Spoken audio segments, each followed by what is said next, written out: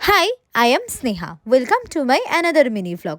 আজকে আমি আগুন ছাড়া রান্না করব। তো চলো, আমি আজকে তৈরি করব শিম সর্ষে। আর এর জন্য আমাদের যা যা লাগবে সেটা আমি রেডি করে নিয়েছিলাম। শিম লাগবে একটু লম্বা লম্বা সাইজের। নেক্সট লাগবে সর্ষে বাটা, আর সর্ষে বাটার মধ্যে আমি একটু লঙ্কাও পেস্ট করে নিয়েছিলাম একবারে। আর কাঁচা সর্ষের তেল, নুন, মিষ্টি, হলুদ আর কাঁচা লঙ্কা। ফার্স্টে জল গরম করে নিতে হবে শিমগুলো সেদ্ধ করার জন্য ফার্স্টে আমি শিমগুলোকে একটা একটা করে দিয়ে দিয়েছিলাম। হ্যাঁ, এটা আমি ইলেকট্রিক কেটলিতে করেছি, তোমরা চাইলে গ্যাসেও করতে পারো, আর সেমভাবে করতে হবে। হ্যাঁ, ইলেকট্রিক কেটলিতে করলে একটু টাইমটা বেশি লাগে, কিন্তু গ্যাসে করলে এটা টাইম কনজিউমিং। তো চলো রেডি করি।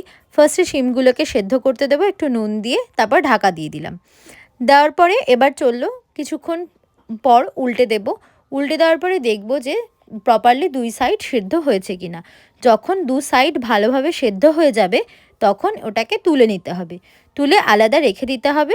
তারপর সেই কেটলিতে বা কড়াইয়ের তাওয়াতে আমরা দিয়ে দেব তেল। তেল দেওয়ার পর তেলটা যখন হালকা ফুটে উঠবে তখন তার মধ্যে শিমগুলোকে দিয়ে দিতে হবে। আমি এখানে অল্প করে তেল ব্যবহার করেছিলাম, কেন অনেক সময় তেল ছিটে আসে কেটলি থেকে, তো আমি পরে আবার তেল অ্যাড করব। তারপরে যে সর্ষে পেস্টটা নিয়েছিলাম সেই সর্ষে লঙ্কার যে পেস্টটা হালকা করে দিয়ে দিলাম।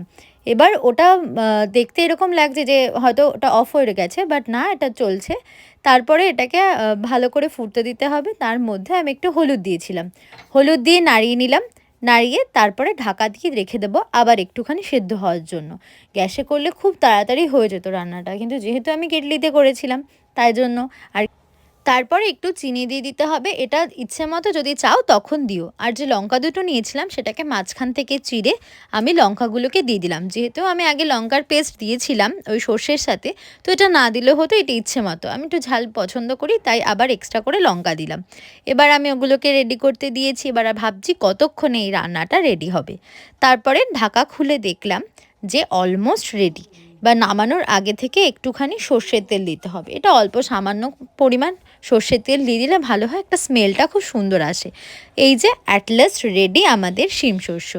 রেসিপিটা কিন্তু খুব টেস্টি হয়, তো তোমরা ভালো লাগলে একবার বাড়িতে ট্রাই করে দেখতে পারো। আর আমাকে জানিও যদি এরকম আরও অনেক রেসিপি দেখতে চাও, আমাকে কমেন্ট করে বলো কোন রেসিপিটা দেখবে।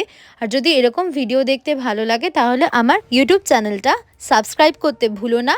আর আজকের এই ভিডিওটা এত অবধি। Tata, thanks for watching this video.